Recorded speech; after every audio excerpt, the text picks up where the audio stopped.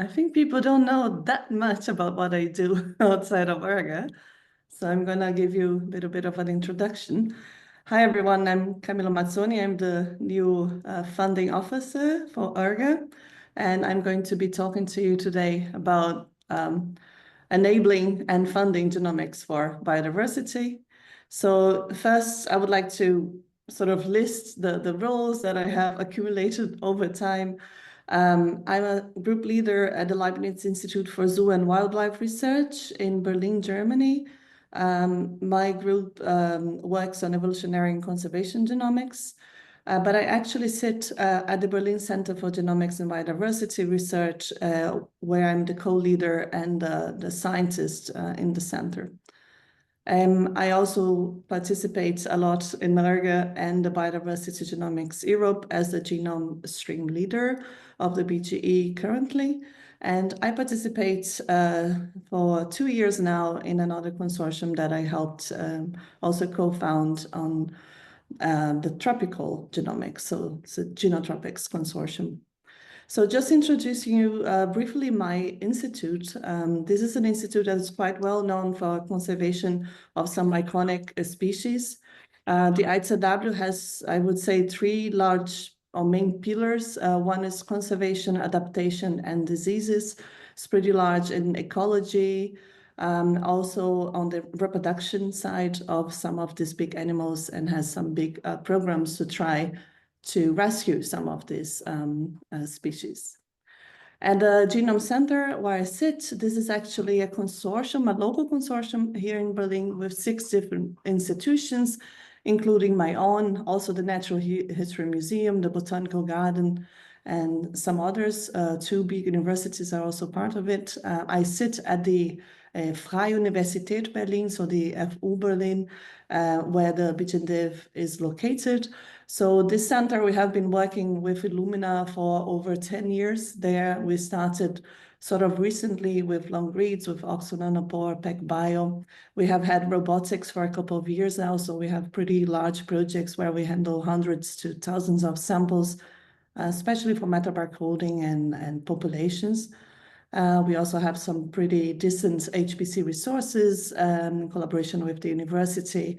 And we try to make the center a local hub for genomics expertise in biodiversity, trying to connect everyone in the region here of Berlin and surroundings that work in this topic. So my group then sort of in between this, my own research and all these activities at the Genome Center, my group has been focusing on high quality genomics for non-model species. I think this is what I sort of over the years really started to appreciate more and more, that the questions that we can answer with genomics, they are much better answered when we have high quality data. More and more we are producing genomic big data, so the quality and the representation of this data is very important. So I try as much as I can in the group and in the Genome Center to keep the cutting edge methodologies for non-model species, especially those for which no non-genomic data is available up until now.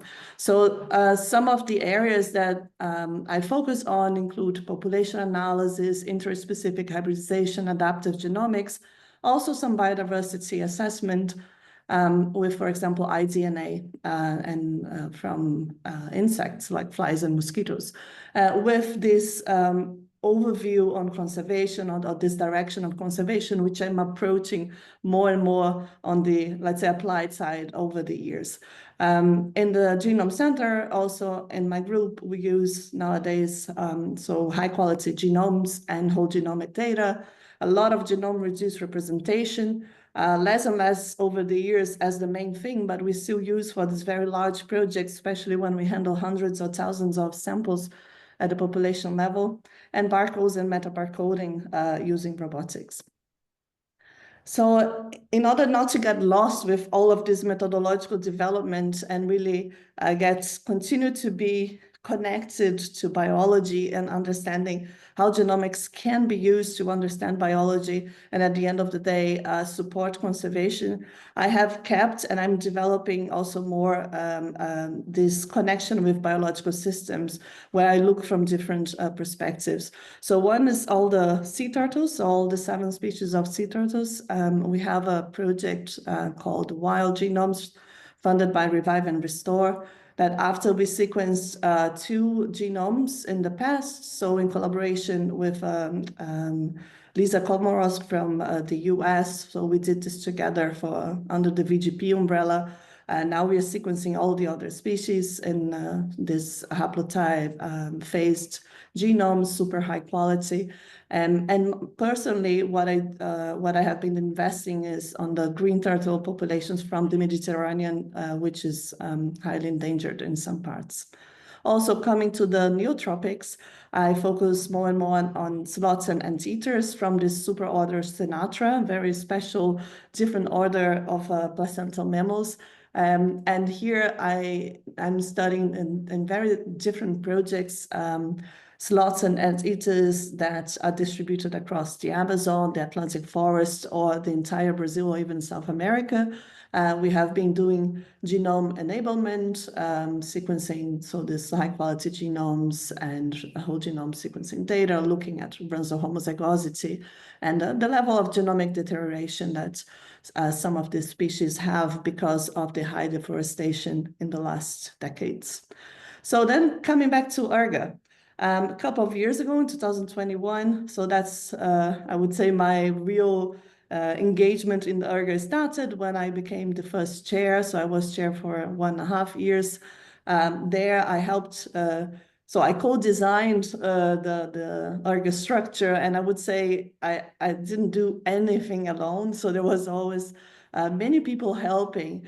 Even before the co-chairs were there, Rob and Claudio, after they were there, we were this super tight team and working very hard on building this structure and governance from ERGA. But since the beginning, the community actions were very important. So I never say that I did something alone, even if in some cases I was leading the process. So for example, the proposal writing for BGE, there was a lot of my engagement there, of course, and I had to have a vision but that I tried to bring from the ERGA side.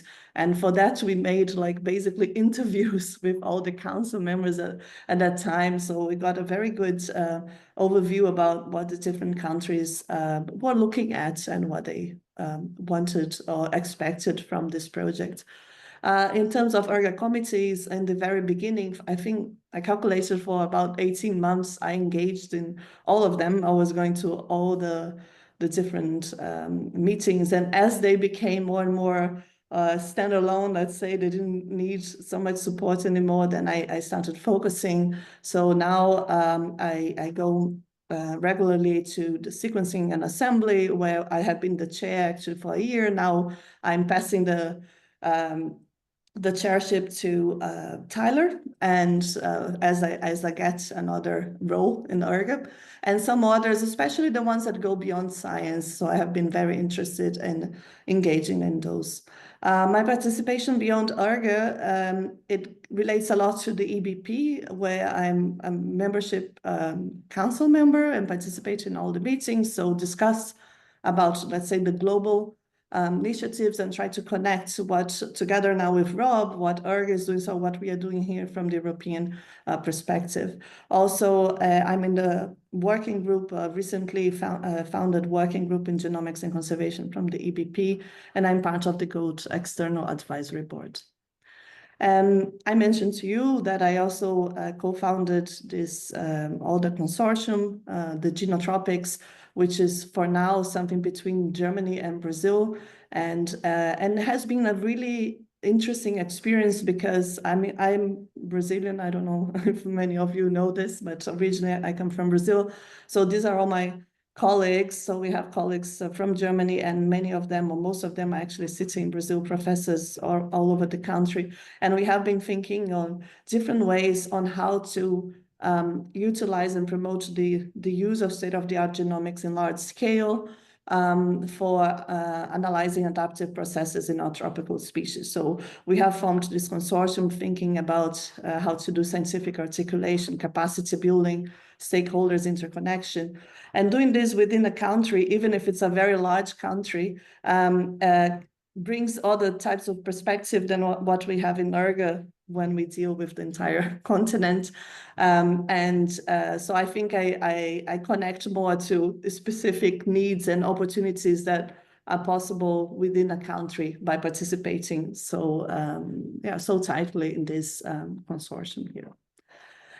So now coming to the position, what did I think that we could do? And this is just the beginning, let's say. This is something I would like to develop within the executive board, the council, and with other ERGA members. I imagine that we can have sort of 3 levels when we think about funding and how this funding can support ERGA activities and goals on the long run. And one is at the national level, the other is by topics or themes, and the other is what we can do beyond ERGA. So at the national level, we definitely need and should promote more to happen at the national level, such as national genome projects, also strengthen the genomic infrastructure, so give the support that is possible for that with different types of funding that we can reach or imagine. Integrate genomics into national biodiversity strategies, because this is something that will also promote the use and the funding for genomics. And finally, enhance capacity building, which I think is important for every single country across Europe. So in terms of looking from another perspective, where we actually join the interests that have in common within the ERGA community, we can foster joint grant proposals under the ERGA umbrella. So different projects with purposes, but that want to use, produce and analyze high quality genomic data, they feed perfectly into the ERGA goals. And I think this is something that ERGA should be promoting more and more. Also advocating for high quality genomics for policy and funding programs. This is something that we can do and increases possibilities for funding. Pursuing diverse grant opportunities to support different types of activities within ERGA and beyond, such as dissemination, citizen science, capacity building, the creation of resources that are going to be important at the European level, and the increase of diversity and inclusion. And finally, when we go beyond ERGA, so in maybe projects that have other goals in biodiversity, where genomics doesn't play a central role there, but maybe can play, should play, or we can let's say, convince them that genomics can have a role, even if minor there. This is something where ERGA can still collaborate with, and this is going to help in the integration across the different areas. So, and this brings us to, this vision of how to do biodiversity science post-2020.